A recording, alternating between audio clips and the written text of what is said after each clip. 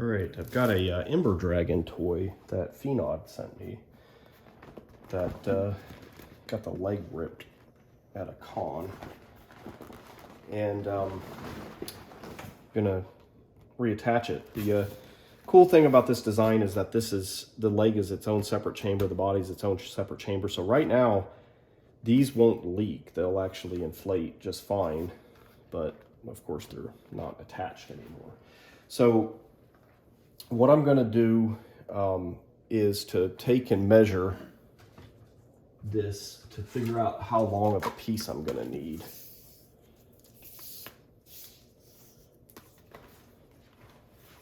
Make it a little bit longer, just trying to kind of get a general idea.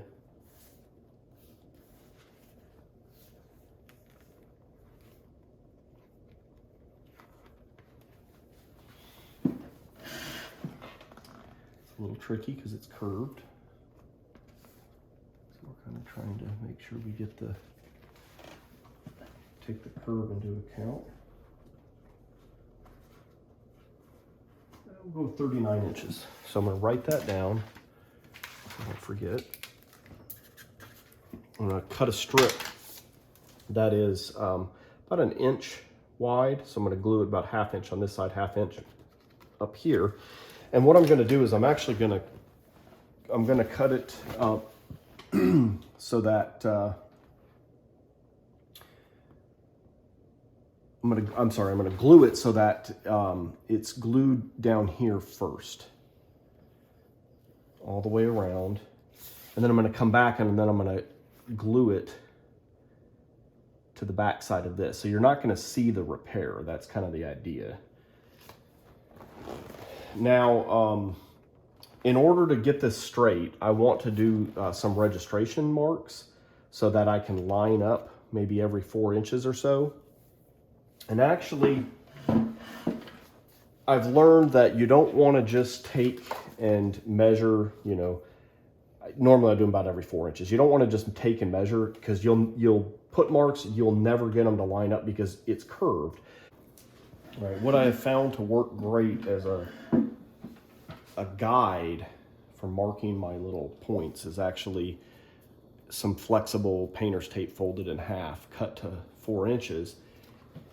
Because this lets me basically follow the curve. Because if you don't, you will get so much air going around this. And as you can see, it's not really a perfect circle. It's more of a kind of an oval or an oblong shape. So having something that can flex, and you basically kind of try to keep your distance perfectly. So I'm doing this sort of like orthogonal to the material. That way I can get my little tick marks equally spaced apart on that side as well as on this side. And so I have marked all of these guys up here already. And so now I'm going to come down here. So these, I did them earlier, but I used a piece of paper that was cut to a curve, and it didn't work out because this is not a perfect circle. So you can't just take a piecewise part of this and apply it all the way around. That didn't work out. So I'm fixing a few of my little tick marks because I want to make sure that I have good registration as I do the final gluing on this. I want to make sure that I can kind of keep myself lined up in small chunks as I go around this. Because otherwise you get all the way to the end and find out that you're completely wrong. And then you got to deal with a bunch of excess material on one side, and that is not good. I mean, there's ways to deal with it, but it's so much better if you just spend the time to kind of get some of these registration marks ahead of time worked out.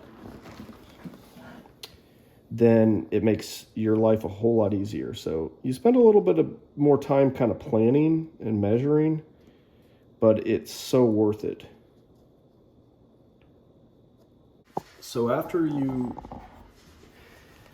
get all your tick marks, it's a good idea to go ahead and try to put it together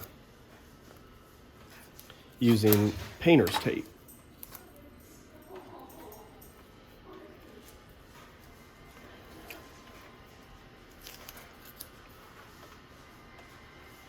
So the best way to make sure that the leg is going to come together and not have too much material on one side of the tear versus the other is to use painter's tape and try to get everything to come together.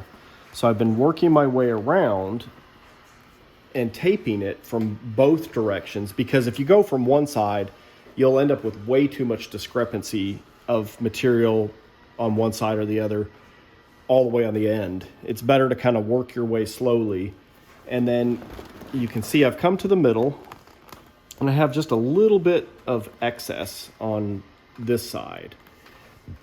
So what I can do now is I can try to, I'm about halfway, kind of in, yeah, about in the middle. So what I'm going to do is I'm going to kind of take this and figure out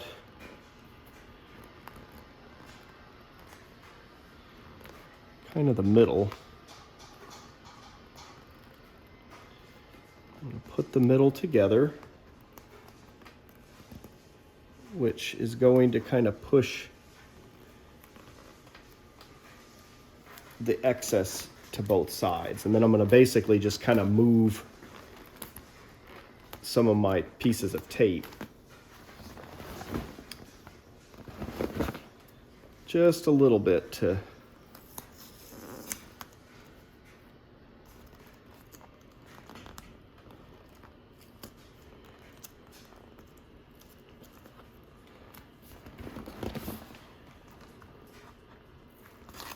so this is going to kind of help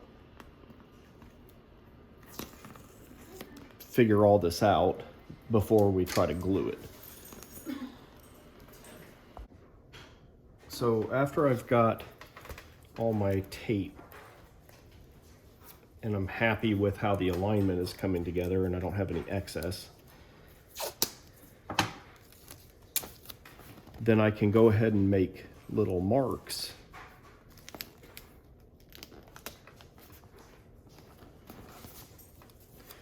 All right, once you're happy with how everything is coming together, and you've got everything taped, and you don't have any excess on one side or the other of the tear, then you can basically come and take a silver Sharpie and make little registration marks. And I've done those about every inch or so. And that way I can go ahead and take this tape off now, and I can start working on gluing the strip on the inside, and I can use these registration marks as I do the final gluing, and that way I'll kind of work from both sides. And now that I have these marks, it really helps me to know if I need to stretch one side or the other. Since the material's, got a little bit of stretch to it, you can really get into trouble having excess material, especially on a really long tear like this. That's about 37 inches. You can end up with a lot of excess material, and then you have to deal with that by cutting a relief cut or adding, gusset or something to make up the difference. But having these tick marks will really help me keep things together as I work my way around so that I don't have that problem. So I found some material that's kind of a similar color.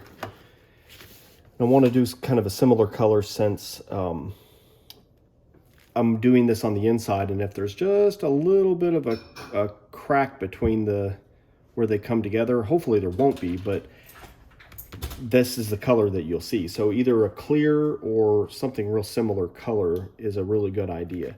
This is from an Inflatable World dragon. It's very nice material, very malleable, so it'll be easy to kind of stretch if I need to.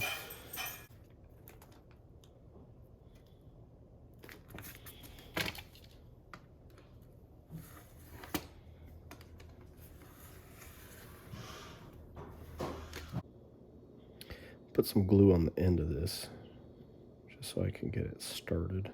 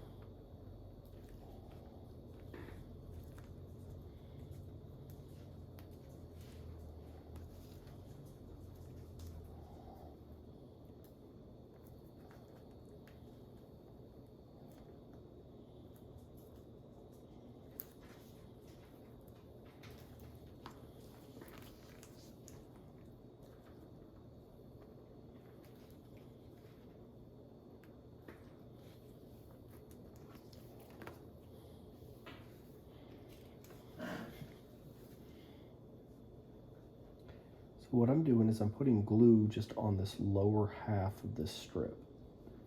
So the strip's 1 inch wide. I'm doing 1/2 inch. I'm peeling it back a little bit. And then I'm basically lining this up.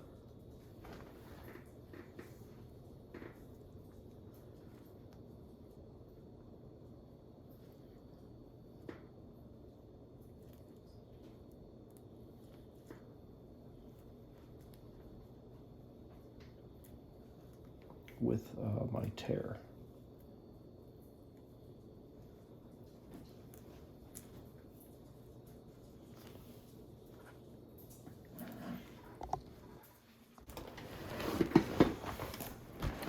Put it in a glass jar under here, so I have something nice to roll against.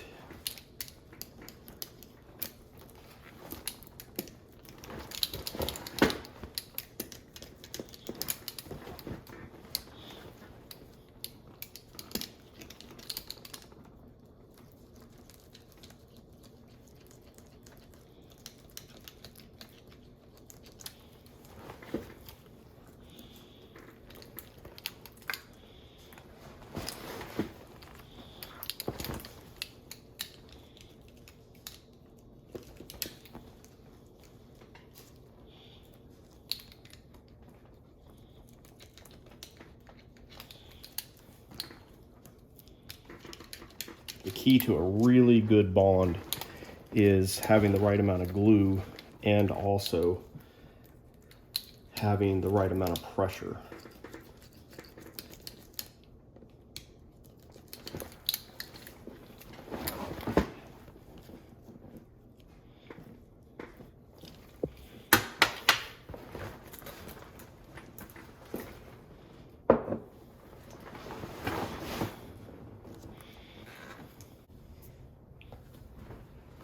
So now we've got this strip glued to the dragon all the way around. It's time to start gluing it to the leg and working on lining up the registration marks as we go.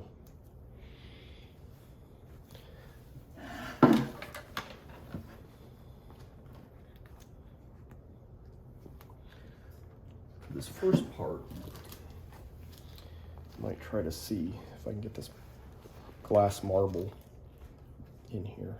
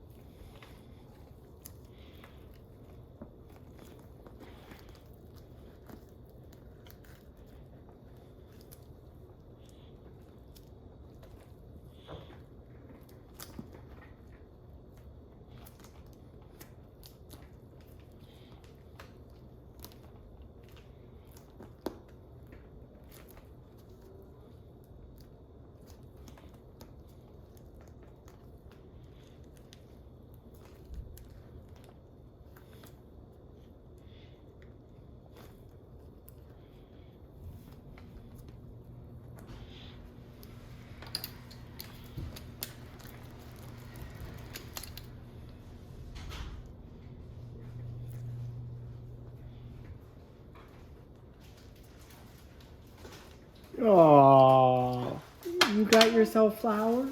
No, of course not. I have no need for the flowers, but it makes them neat.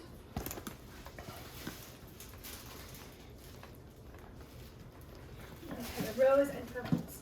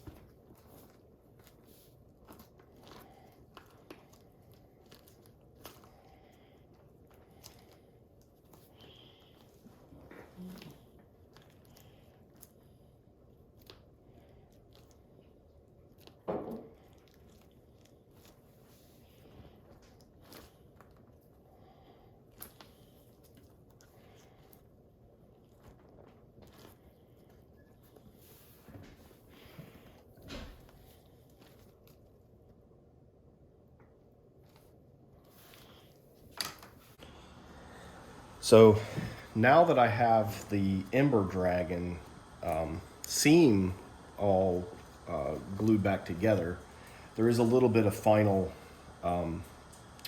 work that needs to be done.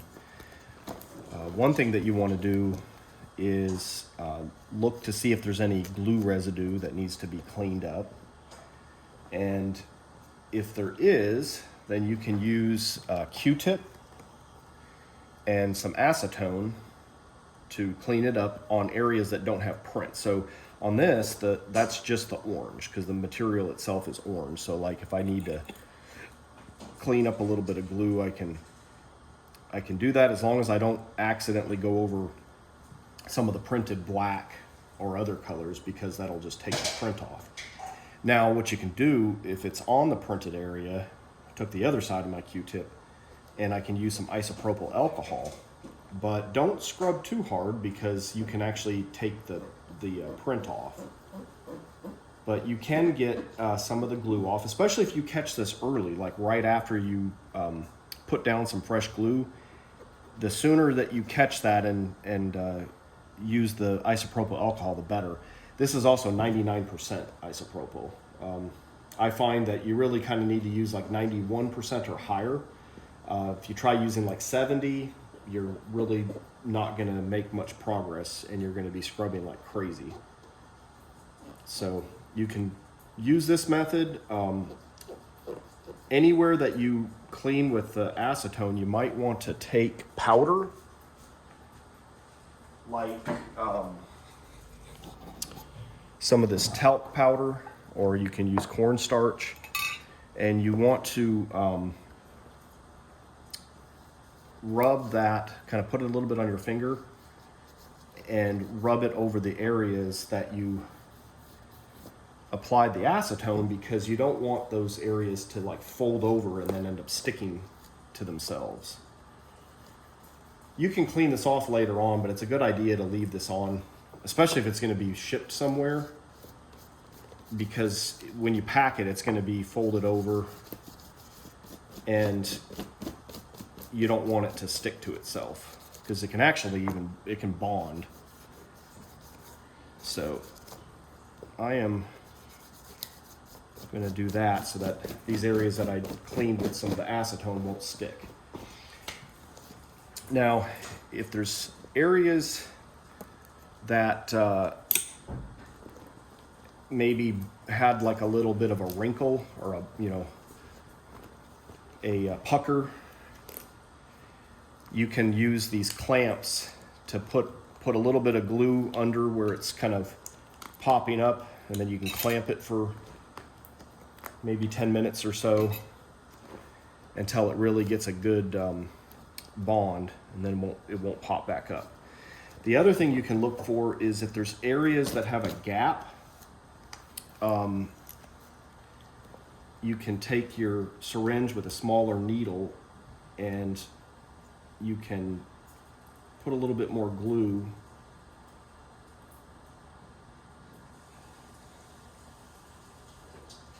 to get those areas to stick. You might even use a clamp like this.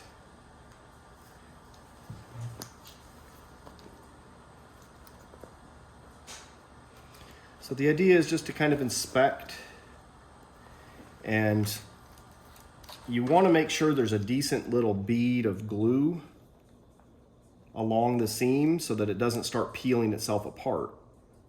So you can even go back and use a smaller needle like this one, which is smaller than I use when I apply glue. This just lets a little bit of glue out at a time.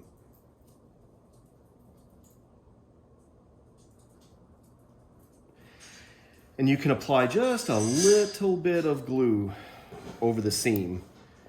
You don't really want much at all, because the glue will get activated if it gets hot, and you don't really want having a big sticky mess if it gets heated up and then sticking to itself. Same kind of problem like with the acetone. But if you're putting just a very, very tiny amount, just a little bead over the seam, where the edge of the seam is. This will help to keep that from ever coming apart. There's a problem with the seam is that if it starts to peel, it can continue to peel. So you want to kind of prevent it from starting to peel in the first place. It's much like latex. Having the edge of the seam glued down is really important. So same thing with the vinyl.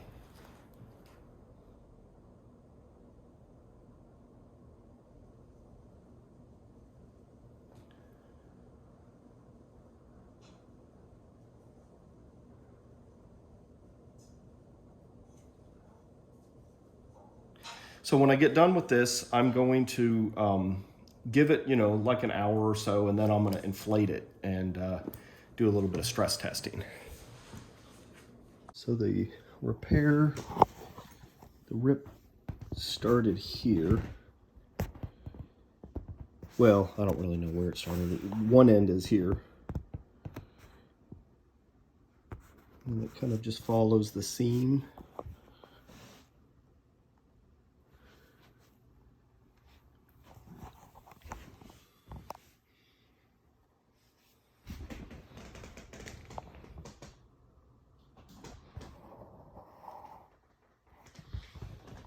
Goes, let's see, I think it's to right.